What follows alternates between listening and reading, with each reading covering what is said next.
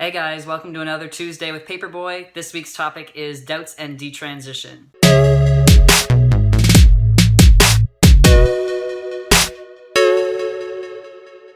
By the way, I really hope you can't tell exactly how sweaty I am right now, but we're kind of going through like a heat wave currently in Montreal, and I experience a lot of hot flashes, so please forgive the glisten. So I probably don't have to tell you that taking steps to medically transition is kind of a big decision to make. Because a lot of the changes you'll experience from hormones and surgeries are pretty permanent changes. So experiencing some doubts surrounding that, I think, is a perfectly natural response to have. So speaking from my own personal experience, I spent quite a bit of time in the questioning phase, and I still had some doubts all the way up until I was already on hormones. And I feel like a lot of us kind of experience a lot of pressure from people around us, especially gatekeepers, to really figure out exactly what we want before we even take medical steps, because they really need to ensure that this is authentic and we are 100% trans and we are ready to take these medical steps before they even let us through to see like an endocrinologist or whatever the case may be. And I think that might be a little bit detrimental sometimes, because in my case, I even told this flat out to my therapist, by the way.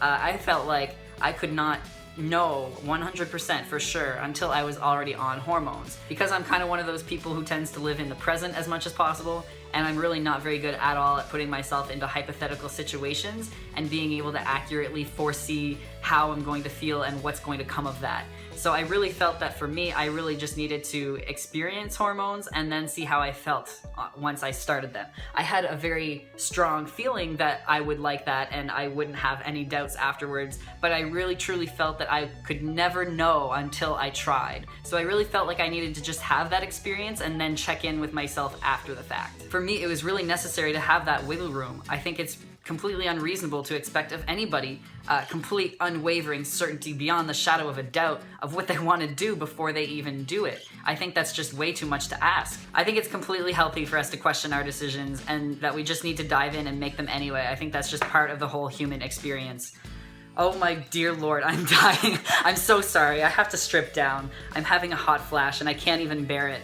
I'm so sorry. Anyway, let's continue. Truth be told, when you start hormones, you usually start on a very low dose regardless. And it's kind of one of those things that progresses very slowly, and you can see the changes as they happen. So you can stop at any time if something that you don't like surfaces. And that kind of leads us into the topic of detransition.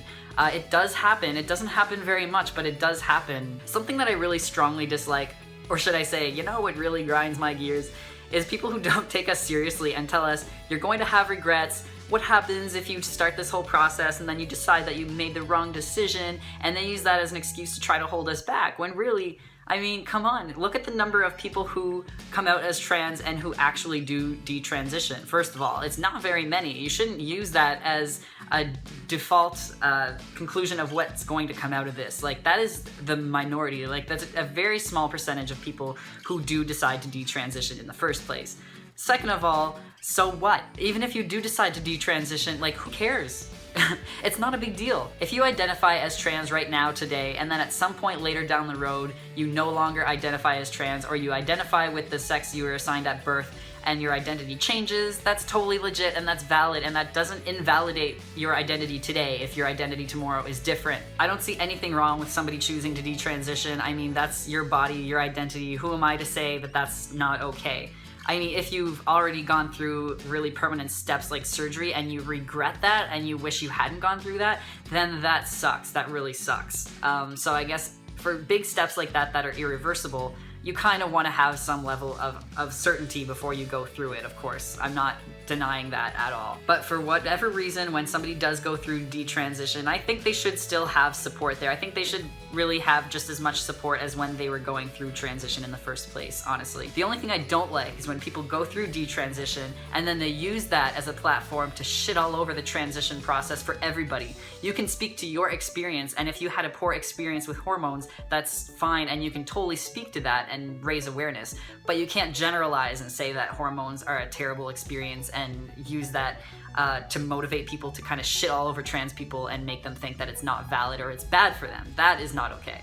Anyway, the whole take-home message that I'm trying to express here is just that doubt is completely natural and healthy, and I don't think it should be some big taboo topic.